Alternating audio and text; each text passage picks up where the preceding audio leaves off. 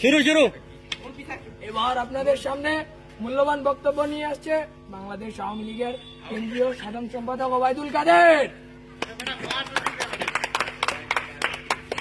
আমরা করতালি দিয়ে অভিনন্দন জানাবো।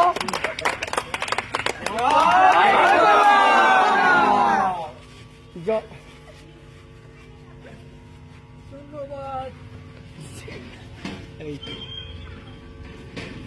আমরা ক্ষমতায় আছি,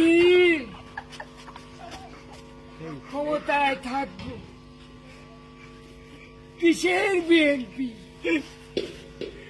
এখানে মাঠও আমাদের, রেফারিও আমাদের। ঠিক বাসি বুসি যা দেবে আমাদের পক্ষেই দেবে। ক্ষমতায় আছি তো,